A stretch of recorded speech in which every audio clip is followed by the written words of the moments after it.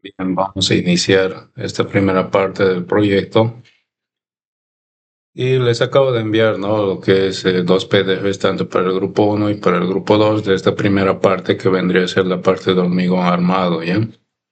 Entonces vamos a utilizar una longitud de 36.5 para este ejemplo. El ancho de la calzada es 7.35 metros y el ancho de la 0060, ¿no? Y demás datos que les he dado al INGE.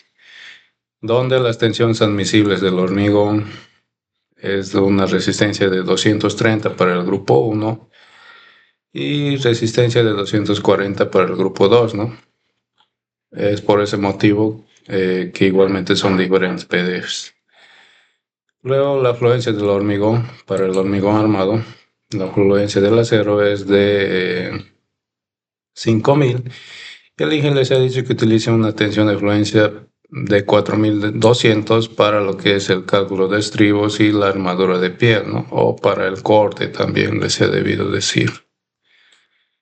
Entonces, el hormigón preesforzado, la resistencia de la viga BPR es de 375 y la tensión de rotura de los torones es de 18.729, ¿no? Listo, con esos datos podemos empezar. La primera parte que es la separación entre vigas. Esto no creo que tengan problemas, ¿no? Pero vamos a explicar. Primeramente se parte del punto medio del puente, ¿no? O del eje del puente. Y sabemos que la separación entre las rueditas del camión es de 1,80 y esta separación de 1,20 es la separación entre camiones, ¿no? Acá podría estar otro camioncito con una separación de 1,80 entre sus ejes de sus ruedas, ¿no? Y la separación mínima entre el camión y la acera tiene que ser de 0,60, ¿no? Una vez sabiendo eso, podemos calcular lo que es el factor de carga exterior y el factor de carga del interior, ¿no? Luego, ¿cómo se hace eso? Simplemente tenemos la siguiente ecuación donde 2 veces A, es decir, 2 veces la separación entre el eje exterior de la viga o de la viga exterior hacia la acera, ambos extremos, más 3 veces la separación entre vigas, ¿no? Tiene que ser igual al ancho de la calzada, que vendría a ser desde esta parte hasta acá, ¿no? Listo, ya tenemos la primera ecuación. Entonces, realizando sumatorio de momentos en el centerline, es decir, en este punto de acá, podríamos hacer, ¿no? Donde el factor de carga de la viga exterior es multiplicado por su brazo, a partir de este punto sería 1,5 de la separación entre vigas más el factor de carga de la viga interior por 0,5, ¿no? El 0,5 vendría a ser su brazo. Luego esto es igual a la carga P por igualmente su brazo, ¿no? Sería, en este caso, sabemos que este es el punto medio, entonces agarramos un B medios y menos 0,6 y para el siguiente carga de P sería B medios menos 2,4 que simplemente sería la suma de estos dos y más la carga P por B medios menos 3,6, ¿no? Que sería la suma de todas estas distancias. Si este valor sale negativo, no se considera esta carga de acá, ¿no? Eso les he debido explicar el Inge. No se consideraría esta carga de acá y podríamos verificarlo, ¿no? Simplemente agarramos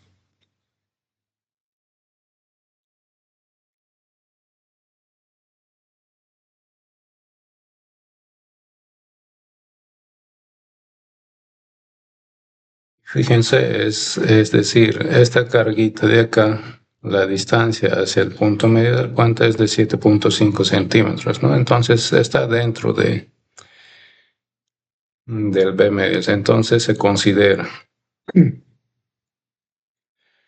Luego, una vez teniendo esa ecuación, podríamos simplificarlo un poco, donde se asume, ¿no? Que vamos a trabajar con una carga unitaria de P igual a 1 y estaría quedando de esta manera, ¿no? 1,5 de B menos 6,6.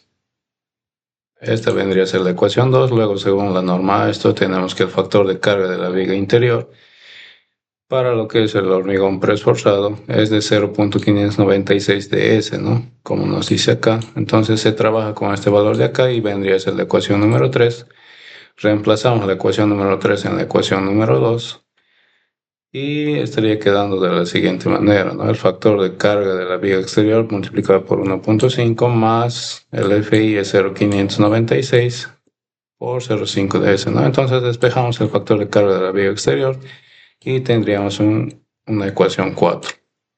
Ahora, debido a la distribución de cargas equivalentes, para el primer parcial les había explicado que el diafragma nos ayudaba a conseguir ese equilibrio, ¿no? De donde el factor de la carga o el factor de carga de la viga exterior es igual al factor de carga de la viga interior, ¿no? Entonces, asumiendo que esos factores son iguales, acá sería la ecuación número 5, ¿no? Entonces simplemente reemplazamos lo que es la ecuación número 5 en la ecuación número 4 y se obtiene este de acá, ¿no? En lugar del factor de carga ponemos el factor de carga de la viga interior, que sería 0.596 ds. Y fíjense, ¿no? El ancho de la calzada B es conocido y tendríamos que despejar lo que es la separación entre vigas, ¿no? Acá me estoy olvidando, lo van a corregir por favor.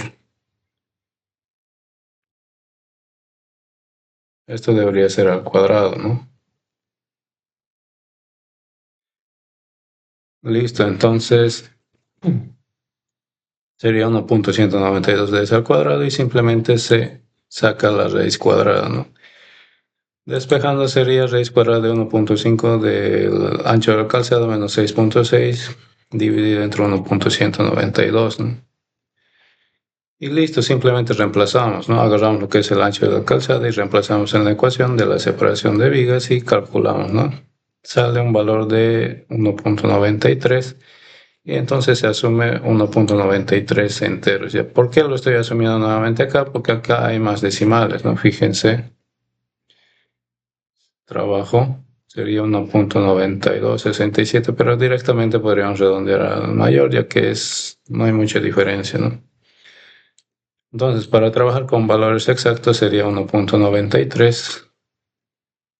Volvemos a asumir acá y reemplazamos, ¿no? En la ecuación, en este caso en la ecuación 1, para calcular lo que es la distancia de la cara exterior del bordillo, ¿no? Al eje de la viga exterior. Entonces, simplemente se agarra la ecuación 1 y despejamos el A. Y conocido el ancho de la calzada y conocida la separación, podemos calcularlo. En este caso sale 0.78 metros. Y reemplazando la separación S calculada en la ecuación 5, se obtiene el factor de carga de la viga interior, ¿no? Que sería 1.15. Y listo, simplemente sería eso, ¿no? Acá se especifica que es la separación entre vigas, factor de carga de la viga exterior y demás, ¿no? Y estaría quedando de esta manera. 0.78, que sería la distancia de la viga exterior, del eje de la viga exterior hacia la cara del bordillo, ¿no? Esta parte de acá, igualmente para acá. Esa distancia. Y la separación entre vigas de 1.93. Eso sería la primera parte. Ya luego se hace el diseño de los pasamanos. En este caso, este semestre el INGE está utilizando 15 kilonewtons para lo que es el diseño de postes y pasamanos, ¿no? Entonces pasamos al diseño de pasamanos, donde se tienen los siguientes datos. La longitud máxima de pasamanos es de 200 centímetros o de 2 metros, ¿ya? ¿Por qué es esta longitud máxima, no? Por ejemplo, si yo quisiera diseñar con una mayor separación, ¿qué es lo que va a pasar? Que estas tuberías de galvanizadas que vamos a calcular van a ser de diámetros muy grandes, ¿no? Por ejemplo, si se trabaja con una longitud de 2 metros, esto les va a salir un diámetro de aproximadamente 4 pulgadas, ¿no? Como se muestra acá. Ahora lo veremos. Acá, ¿no? 4 pulgadas, que serían 10 centímetros. Entonces, si yo quisiera trabajar, por ejemplo, con 3 metros, con 4 metros, se puede, ¿no? Pero, ¿qué es lo que va a pasar? esta tubería va a ser mayor, ¿no? Su diámetro. Y ese tipo de tuberías con diámetros mayores no es agradable para la vista, ¿no? Entonces es por ese motivo que igualmente se trabaja con una longitud menor a 2 metros, ¿no? Es lo recomendable. Luego, entonces tiene esa longitud máxima de pasamanos de 200 centímetros. La carga puntual es de 15 kilonewtons. En este caso, fíjense, la carga es lo mismo para cada pasamano, ¿no? Es decir, para cada pasamano está actuando 15 kilonewtons, ¿no?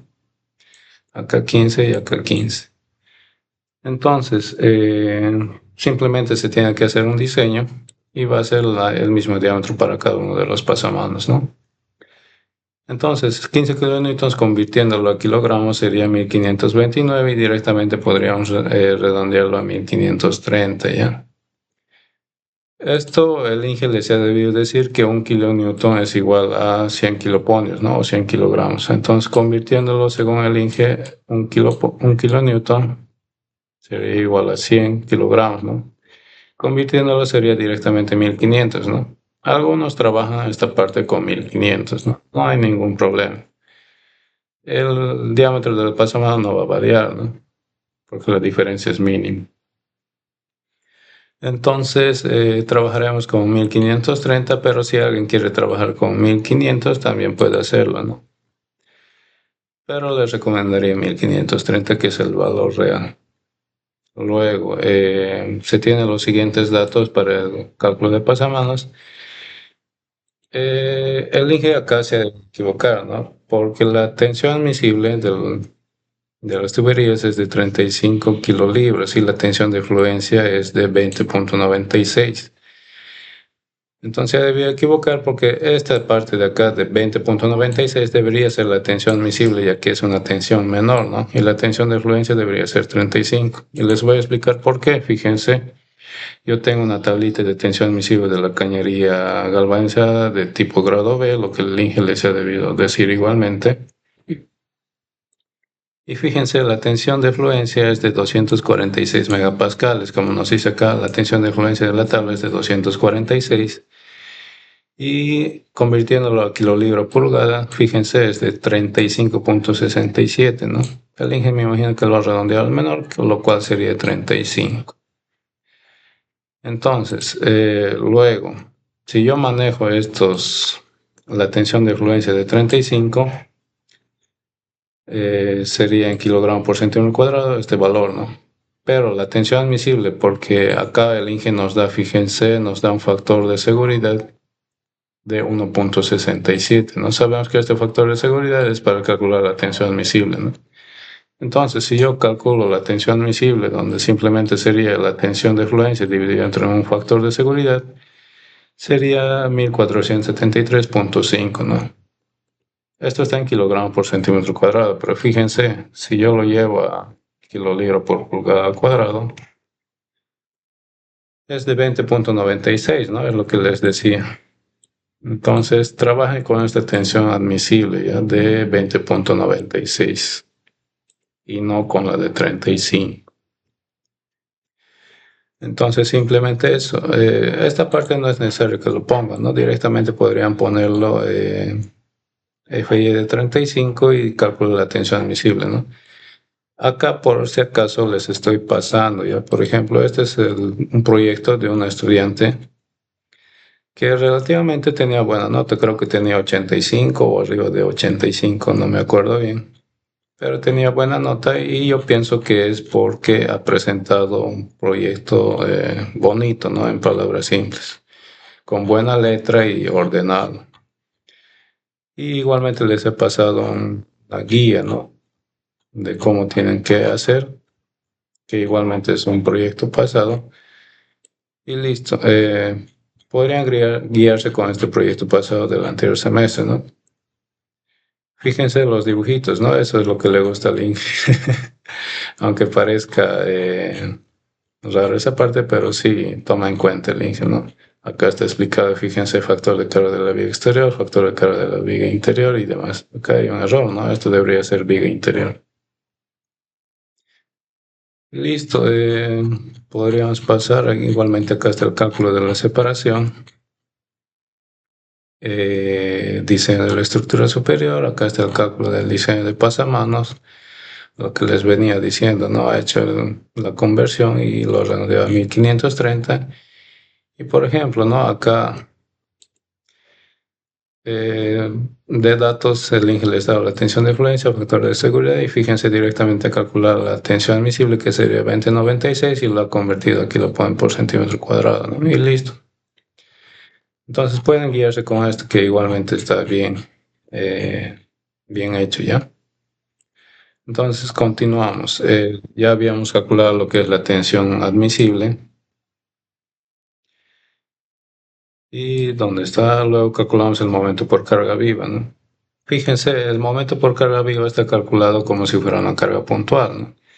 P por longitud dividido entre 4. Esta formulita es para una carga puntual, ¿no? Entonces simplemente lo que se ha hecho es agarrar los 15 kilonewtons y se ha calculado el momento, ¿no? Que sería de esta manera.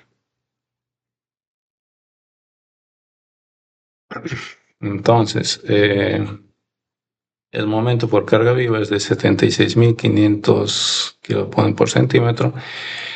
Y entonces, donde la tensión admisible o el esfuerzo, recordemos, de resistencia de materiales, es el momento por la distancia desde el eje neutro hacia la fibra más alejada o hacia la fibra donde se quiere calcular, ¿no? Lo que es la tensión sobre la inercia. Pero recordemos, si nosotros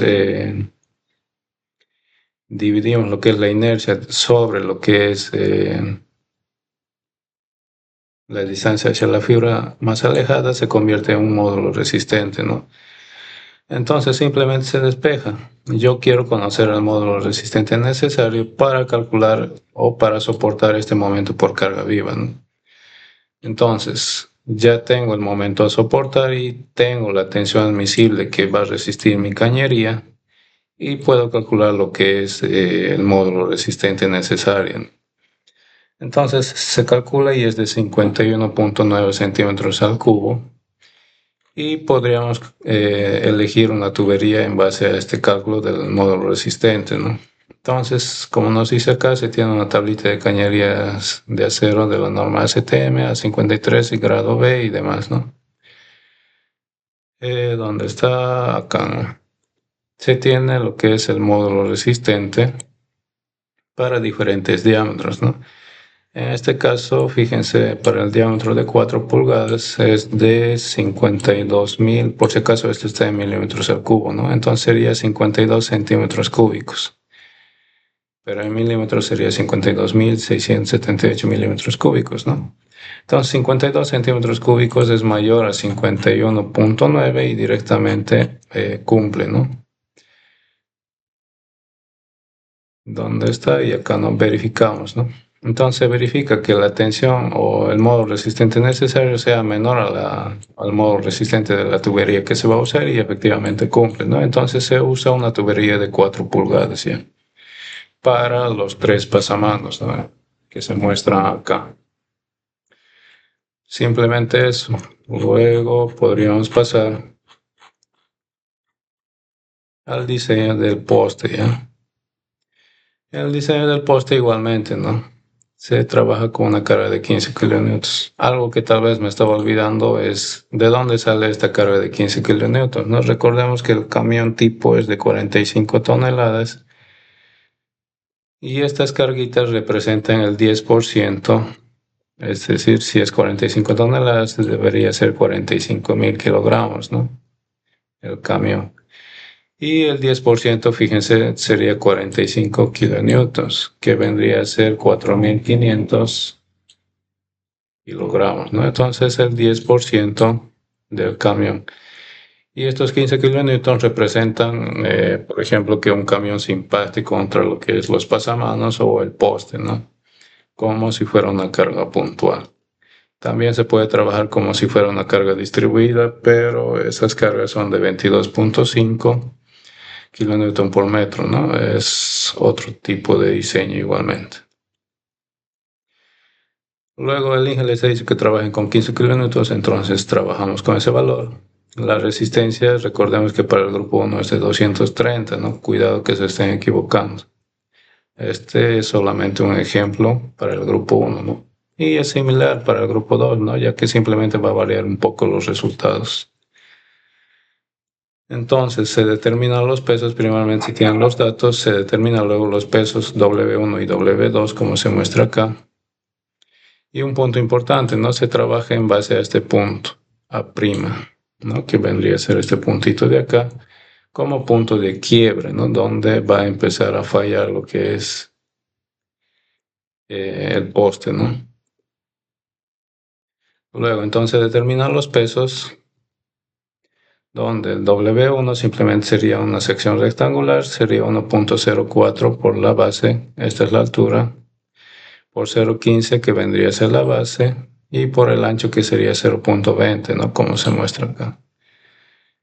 Se determina el volumen y por ende al multiplicar yo por el peso específico obtengo el peso, ¿no? de esa sección. Igualmente para el W2, que sería una sección rectangular, simplemente se hace un medio de la base por la altura, ¿no? En este caso la base es de 0.15, la altura es de 1.09 y el ancho es de 0.2, se multiplica por el peso específico y se tiene el peso, ¿no? Luego determinamos el momento por carga muerta respecto al punto A. En este caso debería ser el punto A', ¿no? Pero se entiende. Y luego, ¿dónde está? Acá el brazo, se calculan los brazos, que sería el X1, que sería la distancia desde el A' hacia el centroide, ¿no? Que sería el X1 y el X2 igualmente, ¿no? Se calcula esa distancia.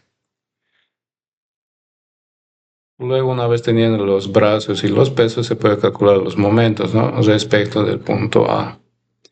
Simplemente es W1 por su brazo, que sería X1, y W2 por su brazo, X2. Se obtiene lo que es el momento por carga muerta, que simplemente sería sumar ambos momentos, ¿no? M1 y M2.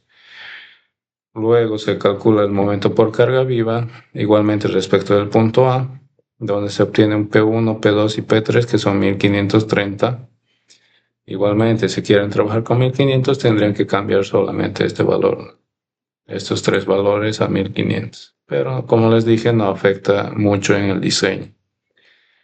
Entonces, el día 1, el día 2 y el día 3, fíjense, son sus brazos, ¿no? El P1, fíjense, tiene un brazo de 0.96, lo cual vendría a ser este bracito de acá, ¿no? Este brazo de acá sería del día 1, este sería el día 2 y este sería el día 3, ¿no? 0.32 y simplemente se multiplica las cargas por los brazos y se obtiene lo que es el momento por carga viva, ¿no? Simplemente sumando. Luego se determina el momento último, que sería, como estamos en hormigón armado, sería una mayoración de 1.2 debido a la carga muerta más 1.6 del momento por carga viva, ¿no? Se obtiene el momento último y luego se calcula la armadura por flexión, ¿no? En este caso, fíjense, es como si fuera una viga en voladizo, ¿no? Imagínense esta parte que está empotrada, ¿no? Empotrado en esta parte, y el momento estaría en un momento negativo, ¿no? De esta manera. Entonces, recordemos que para un momento negativo el acero se pone en la parte superior, ¿no? Es decir, en esta parte de acá. Entonces, simplemente eso y podemos calcular ese acero, ¿no? Se tienen los datos, el ancho del poste es de 20 centímetros, el diámetro que se va a usar va a ser de 16 milímetros. El beta 1 es para calcular lo que es el acero máximo, que está acá, ¿no? Luego la altura es de 30 centímetros. Recordemos que esta parte de acá del poste es una sección variable, ¿no? Pero se puede trabajar con la altura máxima, ¿no? Que sería de 0.30 metros o 30 centímetros.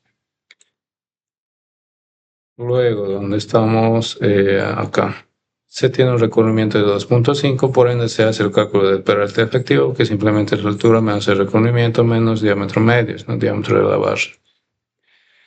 Se obtiene el peralte, se hace el cálculo del acero de refuerzo, que simplemente es aplicar la fórmula. y en base al momento último y demás datos de lo que es la resistencia y la tensión de fluencia. Recordemos que esta tensión de fluencia para lo que es flexión es de 5000, ¿no? Entonces mucho cuidado en eso. Acá van a utilizar 5000. Y por si acaso para estribos tiene otra notación, ¿no? Acá está con FY para estribos, ¿no? FY es sub E.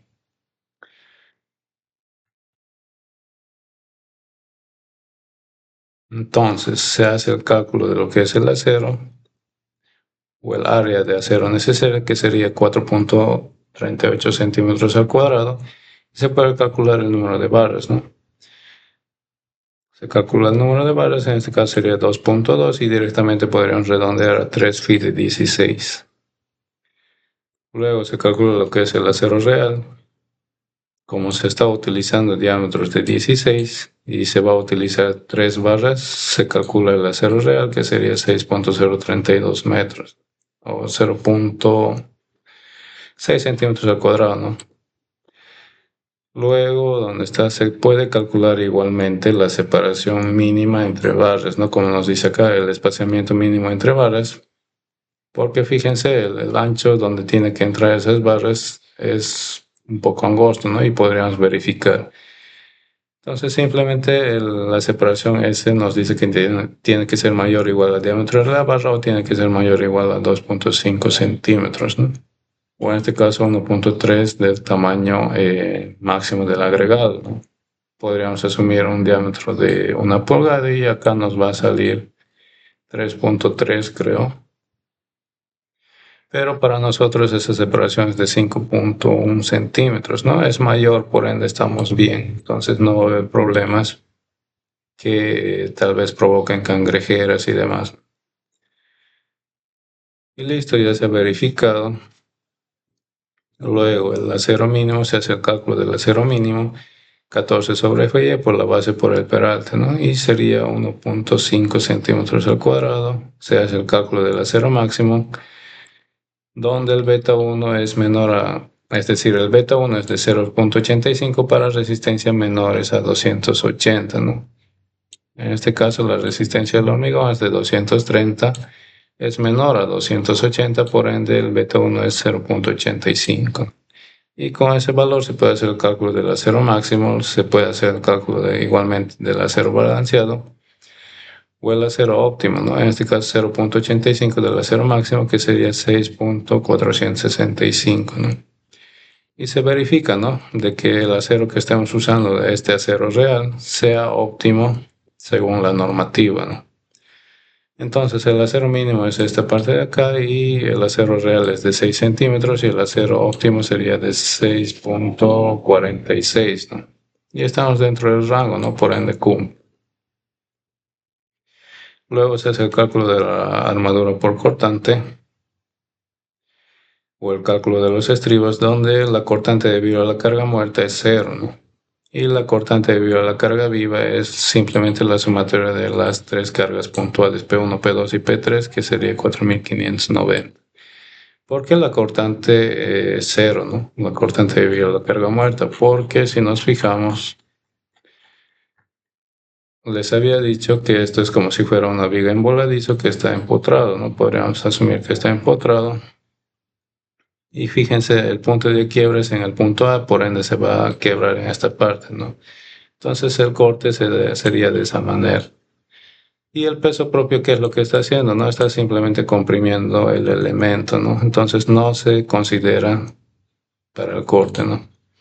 Las únicas que van a provocar corte en este eje de acá serían estas tres cargas de acá. Listo, ¿dónde está? Acá, ¿no? La cortante es igual a 0. La cortante de carga viva igualmente ya es conocida y podemos calcular lo que es una cortante última, que simplemente es la mayoración. Y la resistencia, se calcula una resistencia corte del hormigón, donde la cortante nominal tiene que ser mayor o igual a una cortante última, ¿no? Donde la cortante nominal es igual a la cortante que resiste el hormigón más la cortante que resiste el acero, ¿no? Calculamos la cortante que resiste el hormigón, que simplemente es phi por 0.53 y demás, donde phi es 0.75 para corte. y se hace el cálculo, ¿no? Luego, podríamos calcular la resistencia, es decir, la resistencia corte del acero, ¿no? El B sub S. Pero podríamos calcularlo de la siguiente manera, ¿no? Esta es la fórmula para el cálculo del B sub S, pero podríamos calcularlo nosotros con esta parte de acá, ¿no? Si ya conozco lo que es la cortante que resiste el hormigón, yo podría igualarlo, ¿no? La cortante nominal diciendo que es la cortante última. Entonces se trabaja con eso, ¿no? Simplemente el acero estaría resistiendo la cortante última menos la cortante que resiste el hormigón. Entonces necesita resistir el acero esta cortante de acá, ¿no? Esta parte de acá. Esta cortante, entonces yo puedo decir que si quiero utilizar estribos de 8 milímetros, por si acaso el ingeniero no quiere que utilicen para corte diámetros menores a 8 milímetros, ¿ya? Sí o sí tienen que usar para corte o para el cálculo de estribos diámetros de 8 milímetros o mayores, ¿no? Entonces, si yo quiero utilizar estribos de 8 milímetros, puedo calcular, ¿no? El área de corte, en este caso el área de corte es a 2 ramas, por ende se multiplica por 2 y el área de esa barrita de 8 milímetros sería esta, ¿no? El área de 8 milímetros a 2 ramas sería de 1 centímetro cuadrado. Luego la separación requerida, se puede calcular una separación requerida simplemente despejando este de acá, ¿no? Si yo conozco el B sub S, que es este valor de acá, puedo despejar la separación y se obtiene esto, ¿no? La separación mínima para un estribo de 8 milímetros sería esta parte de acá, ¿no? ¿Por qué? Porque yo estoy utilizando un área de corte para estribos de 8 milímetros. Entonces la separación sería esta parte de acá, que sería 20.5 centímetros. Entonces, si yo quiero utilizar estribos de 8 milímetros, mínimamente tengo que usar una separación menor o igual a 20, ¿no? En este caso podríamos usar 20. Pero falta algo, ¿no? Falta calcular lo que es la separación máxima, que simplemente sería una separación máxima según la normativa, el menor de ambos, ¿no? Una separación máxima de D medios y una separación máxima 2, que sería 60 centímetros. Entonces toma el mínimo, que sería en este caso el mínimo de estos tres, ¿no? El mínimo de S8, de S máximo 1 y S máximo 2. Sería de 13 centímetros y por ende se adopta una separación de 13 centímetros, la separación máxima, y por ende se usaría estribos phi de 8 cada 13 centímetros, ¿no? Luego verificamos si el refuerzo que se ha calculado a corte es mayor al mínimo requerido según la normativa, ¿no? Según la normativa ACI. Y recordamos que el cálculo del área de corte mínima es en función de estas dos ecuaciones, ¿no? Que son estas de acá. Simplemente fíjense, yo conozco la separación, conozco la resistencia, conozco la tensión de fluencia para estribos. En este caso, fíjense, acá sí tienen que utilizar FY de 4200, ¿no? Luego se hace el cálculo, simplemente reemplazar en la fórmula con una separación máxima de 13 centímetros y se obtiene, ¿no? Donde nos dice que el área de corte mínima tiene que ser el máximo valor de estos dos, ¿no? El cual sería de 0.217, ¿no? Entonces, recordemos que el área de corte para estribos es a 2 ramas, ¿no? Entonces, el área de corte de 8 milímetros a 2 ramas, recordamos, era de 1 centímetro cuadrado. Es mayor al área de corte mínimo, que es de 0.217, sí, ¿no? Entonces nos está cumpliendo, por ende sí verifica, y vamos a usar estribos phi de 8 cada 13 centímetros. Y el detalle del armado del poste estaría quedando de esta manera, ¿no? 3 phi de 16, este es el acero que se ha calculado, 3 phi de 16. ¿Y por qué se pone en el otro sentido igualmente 3 phi de 16? Es porque el Inge les dice que pongan, ¿no? Y según lo que les explica el Inge, es por el efecto chicotillo, ¿no? Porque fíjense, si viene un camión e impacta en el poste, posiblemente no lo llegue al punto de rotura, ¿no? Puede darse el efecto como el hormigón es elástico, el efecto rebote de esta manera. Puede rebotar y venir en este sentido. Y listo, ya se tiene el detalle del armado. Luego se hace el diseño de la acera. Nuevamente, ¿no? Se tienen los siguientes datos: resistencia al hormigón, tensión de fluencia, la carga equivalente. Esta carga equivalente es una carga equivalente del poste y de los pasamanos, ¿no? Es un peso representativo del poste y de los pasamanos. Y la carga distribuida sobre la acera, que es esta carga de acá, es cuando posiblemente hay un impacto en el puente o un accidente en el puente y el camión esté encima de lo que es la acera, ¿no? De esa manera, ¿no? Entonces se considera eso y luego se hace el cálculo de momentos respecto a este punto, ¿no? En este caso el quiebre sería en este punto de acá. Y primeramente se hace el cálculo del peso de la acera, que sería el P2. Simplemente se calcula este volumen de acá, que sería 0.4, que es la base, por la altura 0.1 y por un ancho unitario de 1 metro, ¿no? Por el peso específico estaría dando lo que es el peso de la acera.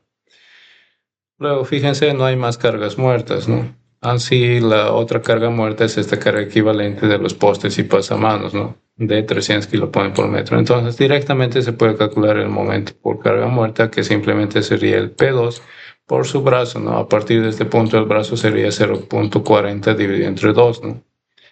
El brazo más la otra carga muerta sería de los postes y pasamanos, que sería los 300 kilopascales por metro, y se multiplica, ¿no? Por un ancho unitario de 1 metro, y su brazo estaría siendo, en este caso, 0.40 menos 0.5, ¿no? Que es la distancia desde el extremo de la acera, ¿no? Que está ubicado esta carga equivalente. Y ya se obtiene la carga debido a la carga, o perdón, al momento debido a la carga muerta. Luego el momento debido a la carga viva, que sería esta parte de acá de 415 debido al camión.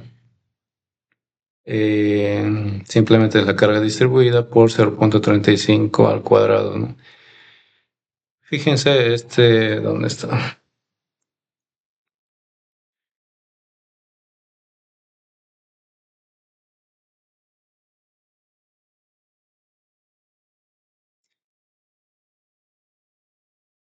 Ya, simplemente sería eso, ¿no? La carga distribuida por la longitud dividida entre 2, que sería su brazo, ¿no?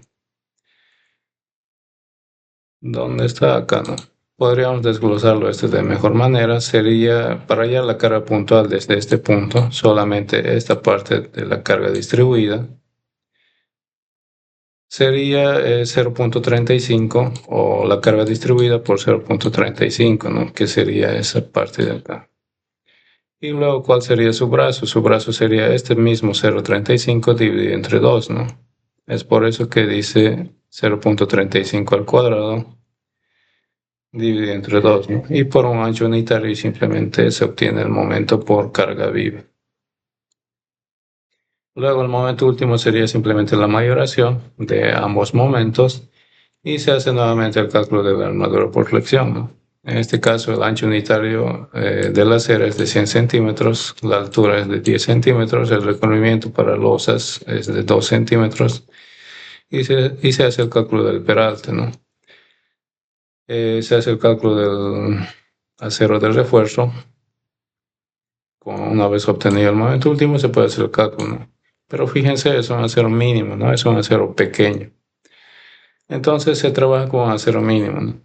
Para losas recordemos que el acero mínimo es 0.0018, ¿no? A ver, recordemos.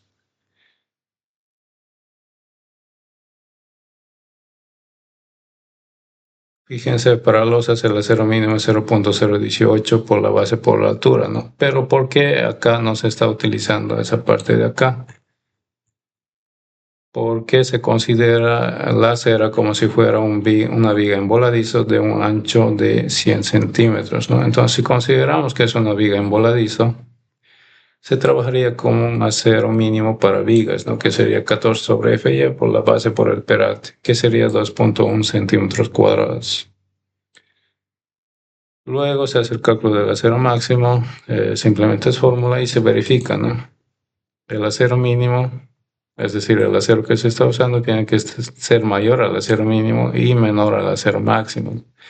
Pero ¿qué es lo que pasa? El acero mínimo es mayor a lo que es el acero necesario y por ende no cumple, ¿no? Entonces cuando no cumple usamos el acero mínimo directamente, ¿no? Entonces el acero principal sería el máximo, en este caso del acero mínimo y el acero que se ha calculado y por ende sería el acero mínimo. Con ese acero se hace el cálculo de barras, del número de barras que sería esta parte de acá y se puede calcular la separación, ¿no? Fíjense, acá es de 23.94, pero directamente podríamos redondearlo a 24, ¿no? Y si nos vamos, por ejemplo, a la tablita, el acero necesario, ¿dónde está? Es de 2.1, ¿no? Si nos vamos a la tablita, ¿dónde está? Yo quiero utilizar un diámetro de 8, ¿no? Entonces, para un diámetro de 8, fíjense, si yo busco el acero necesario, sería 2.1, sería esta parte de acá, ¿no? 2.09, ¿no? Redondeando directamente, y sería cada 24 centímetros. Y es por ese motivo igualmente que directamente se redondea 24 centímetros, entonces el acero principal sería Fi de 8 cada 24 centímetros, la cual iría en la parte superior de la acera, ¿no? Es decir, en esta parte de acá, en la parte superior.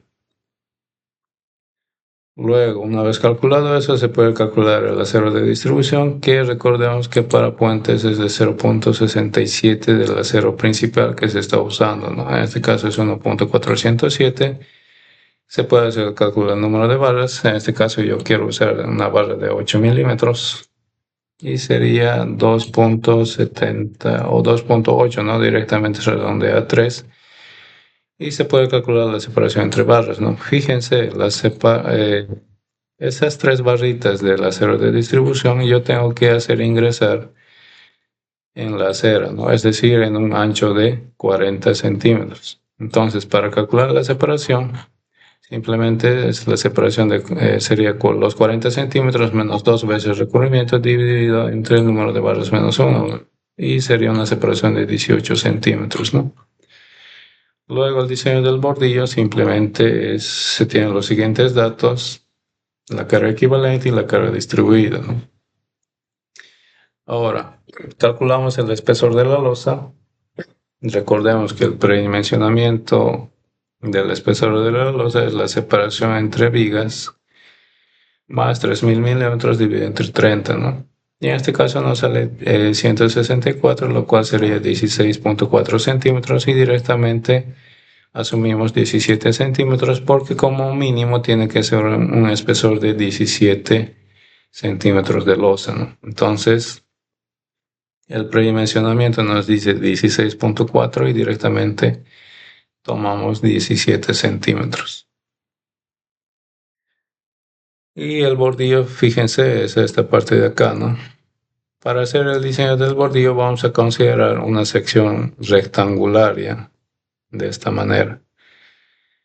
Pero a la hora de construir, recordemos que el bordillo tiene un pequeño chaflancito para que cuando venga el camión no sufra un impacto fuerte, ¿no? Que pueda provocar el vuelco tal vez del camión.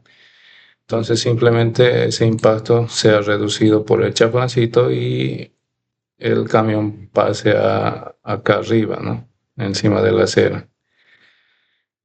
Y listo, para el diseño se va a considerar una sección rectangular sin considerar ese pequeño chaflán, ya porque la variación es mínima, ¿no? No es necesario considerarlo.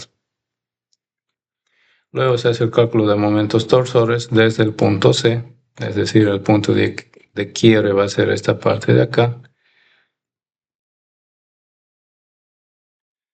Y entonces se hace el cálculo de momentos torsores, en este caso el cálculo de cargas o momentos torsores debido a las cargas muertas, que sería un primer momento, que sería debido a la baranda, un momento 1, que sería el de 300 kilopon por metro, ¿no? Fíjense, es una carga lineal y se multiplica por un metro de ancho unitario, ¿no? Para convertirlo en una carga puntual. Y su brazo a partir del punto C sería esta parte de acá, ¿no? Sería 0,60 menos los 5 centímetros si se tiene el momento debido a la baranda. El momento debido a la acera simplemente es este pesito de acá. En este caso, peso específico por un metro de ancho unitario. Y en este caso, ¿no? Se calcula el peso, que sería esta parte de acá, o el volumen multiplicado por el peso específico. Se tiene el peso y eso es lo que está entre paréntesis, vendría a ser el brazo, ¿no? Entonces simplemente se calcula el peso 0,1 por 0,4 y por el ancho unitario, que sería esa parte de acá, ¿no?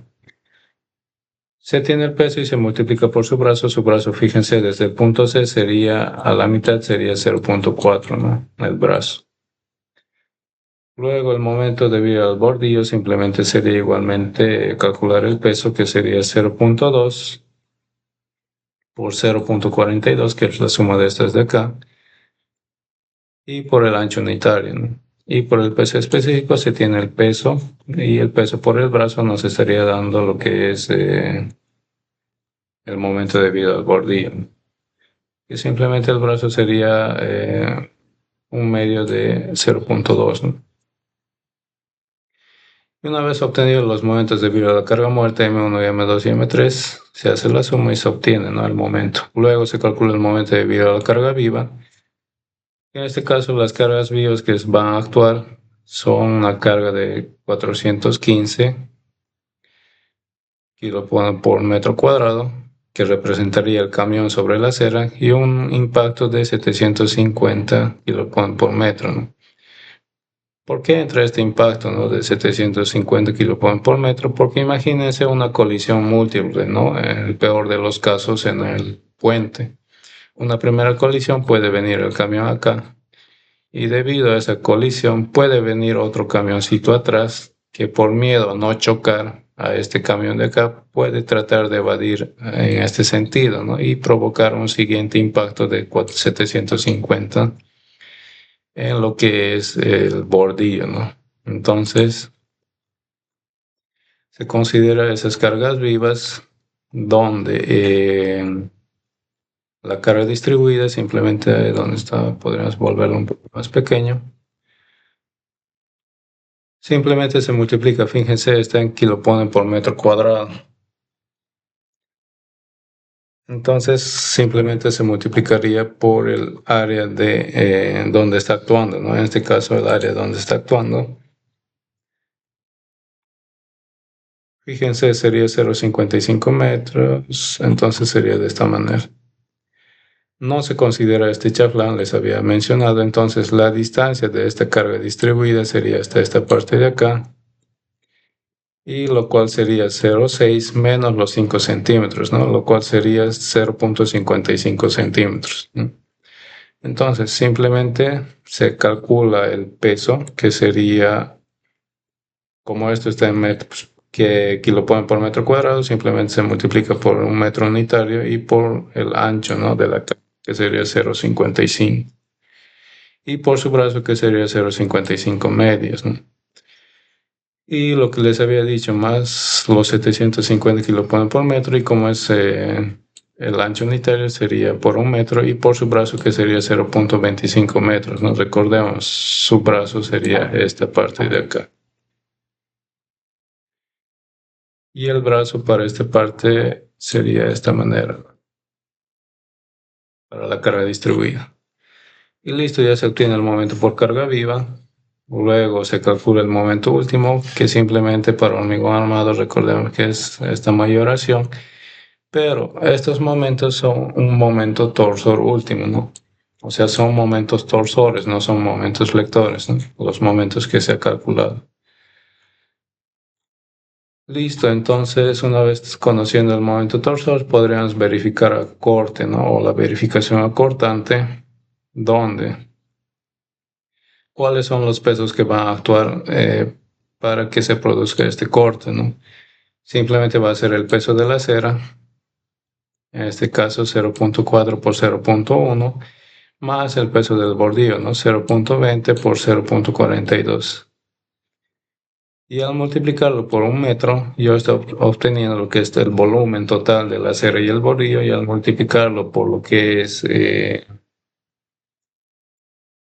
peso específico, yo tengo el peso total de la cera y el bordillo, ¿no? Que sería toda esta parte de acá. Y a eso se lo suma la carga equivalente, que sería 300 kiloponios por metro, y al multiplicar por el ancho unitario, se obtiene 300 kiloponios, ¿no? Al sumar esas cargas, yo tengo una carga o una cortante de la carga muerta de 597 kilogramos, ¿no?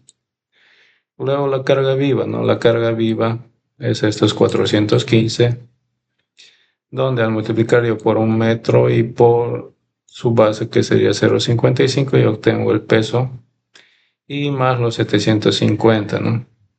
Fíjense, esta carguita de acá no es necesario considerarlo en la cortante de la carga viva. Pero ¿por qué se está considerando? Fíjense, eh, puede darse el caso de que venga, digamos, tu camión, un accidente, y esté sobre la acera, ¿no? Pero ¿qué es lo que va a pasar? Va a venir un siguiente, tal vez una colisión múltiple, y puede que se estrelle el siguiente camión en esta parte de acá. Y como este, fíjense, tiene como una pequeña rampita, ¿no? O cuña. Puede venir y puede provocar esto, ¿no? Un pequeño rebote del camioncito, ¿no? Y una vez que rebota, recién caer sobre la acera, ¿no? Entonces, ese pequeño impacto se traslada como si fuera un corte por carga viva, ¿no?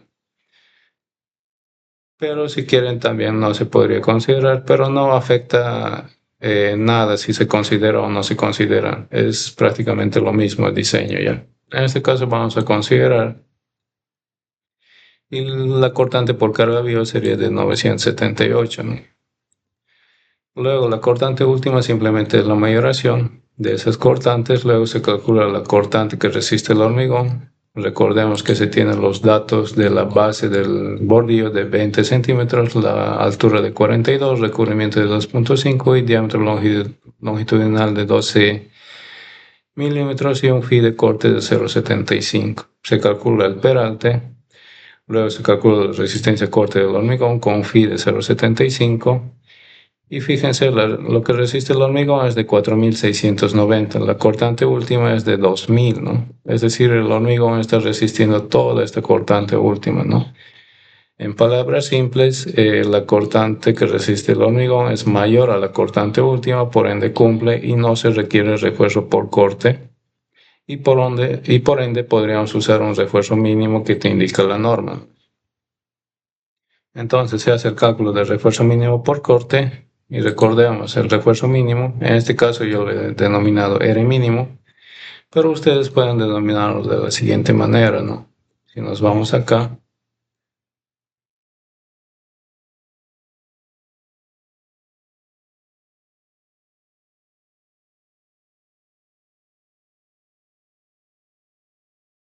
tal cual nos dice acá, ¿no? AB mínimo. Y listo, acá igualmente está especificado más o menos cómo tienen que hacerlo, y por favor guíense con eso ya. Entonces, ¿qué es lo que se hace? Se agarra lo que es la ecuación y se divide, ¿no? El AB mínimo sobre S, ya que yo no conozco todavía la separación, entonces se calcula, ¿no? El AB mínimo sobre S vendría a ser el R mínimo 1, la cual sería 0.014 centímetros, y el R mínimo 2 sería 0.017 centímetros, ¿no? Y se toma el mayor valor de ambos, que sería 0.017, ¿no? Entonces, ¿qué es lo que estamos diciendo? ¿Dónde está? Si nos vamos acá, creo que acá está mejor explicada esa parte. Acá está, ¿no? Cálculo del refuerzo mínimo por corte. Podrían hacerlo de esta manera, ¿no? 0,17. Entonces, una vez que yo conozca la separación, podría conocer el área de corte mínimo, ¿no? Luego pasamos a la planilla. Una vez conocido el refuerzo mínimo o el AB mínimo sobre la separación, que es igual a 0,017, podríamos dejarlo esa parte ahí y verificar si la verificación a torsión, ¿no?, de la sección. Entonces, ya habíamos calculado lo que es donde está el momento torsor último. Hemos calculado que acortante que no requiere estribos por corte y tendríamos que usar el refuerzo mínimo, ¿no? Ahora se hace la verificación a torsión, ya hemos verificado corte, ahora verificamos a torsión, donde nos dice que el torsor último tiene que ser menor o igual al phi, que sería 0,75, de un torsor crítico dividido entre 4, ¿no? Si se cumple esta condición, se tendría que usar estribos mínimos, ¿no? Y si el torsor último es mayor al torsor que resiste el concreto, yo lo denomino de esta manera, se debe diseñar a corte por torsión, ¿no? Entonces, acá se está especificando de dónde sale este torsor crítico, ¿ya? Ustedes pueden hacerlo directamente, ¿no? Fíjense, si nos vamos acá, se tiene la siguiente ecuación donde el torsor crítico es esta parte de acá, ¿no? Esta ecuación. Y directamente se hace la verificación. Entonces acá se está explicando de dónde sale esta formulita y simplemente ustedes pueden verlo o recordar lo que es hormigón armado 2, ¿no? Entonces el torsor crítico es 1.1 raíz de F'C por el área del concreto perimetral al cuadrado dividido entre un perímetro del concreto perimetral. Entonces, si el torsor último es menor al torsor que resiste el concreto, es decir, si cumple, no es necesario estribos por torsión, ¿no? Es decir, estaríamos en esta condición de acá, fíjense. Entonces se hace esa verificación donde el torsor último es igual o tiene que ser menor o igual al phi por el torsor crítico dividido entre 4, que vendría a ser el cortante que resiste o el torsor que resiste el hormigón. Entonces se hace la verificación, ¿no? Se calcula lo que es la cortante que resiste el hormigón, que sería phi por tau crítico dividido entre 4, pero tau crítico es 1.1, ¿no? Y el 1.1 dividido entre 4 te da 0.275 y listo, ¿no? Entonces se hace el cálculo de ese torsor que resiste el hormigón con un phi de 0.75 y se obtiene, ¿no? Luego verificamos si si cumple la condición, ¿no?, de que el torsor último es menor o igual al torsor crítico, y nos dice que no cumple, ¿no? Por ende, sí es necesario la verificación y diseño a torsión, ¿no? Entonces, verificamos si la sección resiste torsión, simplemente se hace el cálculo de la siguiente manera, ¿no? Se calcula lo que es un recubrimiento al estribo, donde el recubrimiento del estribo simplemente es el recubrimiento, esta parte de acá, ¿no?, que sería el recubrimiento de 2.5 menos 0.8, que sería el estribo, ¿no?, el diámetro del estribo. Entonces el recubrimiento al estribo sería de 1.7 centímetros y por ende el x sub 0, que sería este de acá, sería el ancho del bordillo menos 2 veces el recubrimiento al estribo, ¿no? Y el y sub 0 sería igualmente la altura h menos 2 veces el recubrimiento del estribo, y se calcula, ¿no?, lo que es el perímetro que envuelve al estribo. Es para eso, ¿no?, para calcular el p sub h. Entonces el perímetro simplemente sería esta parte de acá, toda esta parte de acá, que sería 2 veces x sub 0 más y sub 0, y el área que envuelve al estribo o que encierra el estribo sería x sub 0 por y sub 0, ¿no? Es decir, toda esta área. Entonces el a sub 0, el a sub 0h sería esa área en azul, y el a sub 0, que es el área que no trabaja a torsión, que sería esta parte de acá, sería el 85% del área que está en azul, ¿no? Simplemente eso. Luego, la condición de sección resistente tiene que cumplir esta condición, ¿no? Simplemente es fórmula y yo conozco lo que es la cortante última, conozco el torsor último, conozco el perímetro que envuelve al estribo, e igualmente conozco, ¿no? Se hace el cálculo y nos dice que la sección o la condición de sección resistente última es de 10.97 y la sección que resiste el hormigón o el concreto es de 0.75 de 2.53 raíz de F', que sería de 28, ¿no? Entonces, ¿es mayor? Sí, ¿no? Entonces está cumpliendo. Por ende, la sección verifica a torsión. Ahora, el refuerzo por torsión, ¿cómo se hace el cálculo? Simplemente se tiene lo que es un torsor nominal y tiene que ser mayor o igual al torsor último. El torsor nominal, recordemos que es igual a phi por 2 veces el A sub 0, que ya se ha calculado más arriba, y un área de corte a torsión A sub t, dividido entre la separación de estribos por el eje o la tensión de fluencia de los estribos, ¿no? Que sería de 4200 para este caso.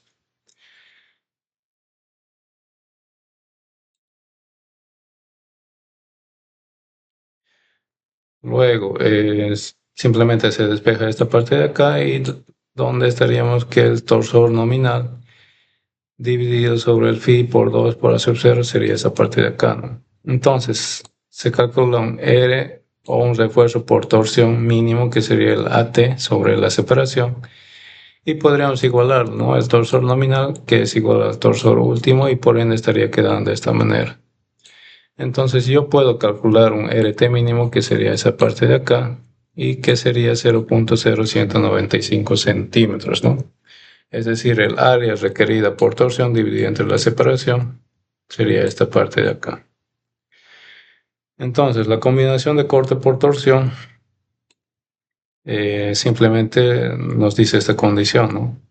Que los estribos necesarios por torsión, que sería la sub t sobre s, más los estribos necesarios por corte, tiene que ser mayor al AB mínimo sobre s, ¿no? Es decir, ¿dónde está acá? Acá. Tiene que ser mayor o igual al refuerzo mínimo según la norma, ¿no? Y debido a que el B último es menor a la cortante que resiste el hormigón, vamos a explicarlo acá. Recordemos que, ¿dónde está? Más arriba. Recordemos que la cortante última era menor a la cortante que resiste el hormigón, ¿no? Por ende, no se necesitan estribos por corte, ¿no? Es por ese motivo que el B sub, ¿dónde está? Acá, que el A sub B es 0, ¿ya?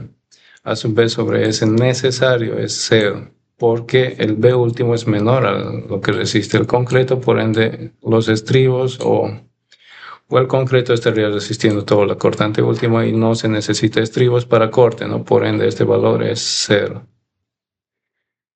Y acá, ¿por qué se multiplica por 2? Porque recordemos que los estribos simplemente trabajan a una sola rama, ¿no? Es decir, si una rama del estribo se rompe, va a fallar a torsión.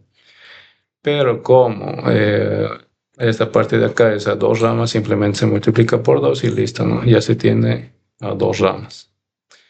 Es para hacerlo como si fueran de las mismas unidades, ¿no? Es decir, no puedes sumar vos manzanas con peras, ¿no? Es decir, si esto es a 2 ramas, tienes que convertirlo el estribo de torsión a 2 ramas para poder sumarlo con el área de corte o el área necesaria por corte, que está a 2 ramas, ¿no? Entonces, como este es 0, me quedaría 2 veces el RT mínimo, que sería, fíjense, esta parte de acá, que sería 0.0195, multiplicado por 2 sería 0.039, ¿no? Es mayor al refuerzo mínimo por corte, que sería 0.017, sí es mayor, ¿no? Por ende, vamos a calcular estribos por torsión con esta parte de acá, ¿no? Con esta de acá. En todo caso, si esto hubiera salido menor, hubiéramos usado lo que es el refuerzo mínimo por corte, que sería 0.017, ¿no? Pero como es mayor, se tiene que calcular con lo que necesitamos para resistir a torsión. Listo, entonces se calcula primeramente lo que es una separación máxima de estribos por torsión, donde una separación máxima 1 sería el perímetro sub h dividido entre 8, que sería 13.8, una separación máxima de 30, y una separación máxima 3, que sería simplemente agarrar esta ecuación de acá, o simplemente esta de acá, y despejar el S, ¿no? Y la torsión nominal, o el torsor último, lo restaríamos con lo que resiste el hormigón, ¿no? Recordemos, lo que resiste a torsión el hormigón es esta parte de acá. Y entonces podríamos calcular de esta manera, ¿no? Donde el phi sub T sub n, o el torsor nominal, se convierte en el T sub u menos el torsor que resiste el concreto, ¿no? Es decir, este esfuerzo de torsión o este momento torsor es lo que necesitaríamos resistir con el acero, simplemente, ¿no? Ya que una parte de la torsión última está siendo resistida por el hormigón. Entonces, ¿cuál sería esa separación? Si yo quiero utilizar estribos de 8 milímetros, como para torsión se utiliza a una sola rama, simplemente se divide entre dos, ¿no? Este AB mínimo es a dos ramas, es por ese motivo que se divide entre dos, ya que estamos trabajando para torsión, y para torsión solo se trabaja a una sola rama. Entonces simplemente eso por F por 4200 sería 35 centímetros, ¿no? Y la separación máxima se utiliza el mínimo de los tres, ¿no? En este caso sería 13.8 y adoptamos 12 centímetros. Más adelante les voy a explicar por qué se está adoptando 12 centímetros y no se está adoptando 13, ¿ya? Entonces adoptamos una separación máxima de 12, el área de refuerzo por torsión, como nos dice acá, es a una rama, por ende, el AT sería el refuerzo RT mínimo por la separación máxima, ¿no? Si nos fijamos acá, sería de la siguiente manera, fíjense, sería de esta manera, ¿no? El A sub T sobre S sería igual a 0.0195, y por una separación máxima, que en este caso adoptamos 12, sería simplemente multiplicar y se obtiene el área requerida por torsión. Y listo, ya se obtiene el área requerida por torsión, que sería este de acá. Y si yo quiero utilizar estribos de 8 milímetros a una sola rama, el área de un estribo de 8 milímetros a una rama es de 0.5 centímetros cuadrados. Y yo necesito un refuerzo mínimo o un refuerzo necesario de 0.23, ¿no? centímetros cuadrados. Entonces se hace la verificación. A una rama sería el área del estribo, a una rama sería de 0.503, es mayor al área requerida por torsión, que sería 0.23, sí es mayor, ¿no? Por ende estamos cumpliendo. Luego se hace el cálculo de refuerzo longitudinal por torsión, que simplemente sería agarrar lo que es el área por torsión que se está utilizando, es decir, el estribo, a una sola rama sería 0.5 centímetros cuadrados, y el acero longitudinal sería ese área del estribo por torsión a una sola rama dividida entre la separación máxima, que era de 12 centímetros, por el perímetro que envuelve el estribo, ¿no? Se obtiene el área longitudinal necesaria de los aceros y se puede calcular un número de barras, ¿no? En este caso simplemente es el área que se ha calculado dividido entre phi cuartos por el diámetro, que se va a usar en este caso de 12 milímetros, y se obtiene 4.09 barras. Y acá directamente se utiliza 6 phi de 12. Vamos a ver por qué. Porque fíjense, este es el bordillo, ¿no? Y debido al armado que se está dando, fíjense, acá viene lo que es el acero de la losa. y se puede aumentar. Lo mínimo serían 5, ¿no? O en este caso redondeado al menor sería 4, estos 4 barritas de acá. Pero podríamos implementar estas 2 barritas más para un mejor armado, ¿no? Para que, por ejemplo, estas barritas de acá son FI de 8, ¿no? Son un poco delgadas, ¿no? Y para que no haya, por ejemplo, pandeo, tal vez se podría decir, se refuerza, ¿no? Con estas barritas longitudinales, como si fuera una armadura de piel.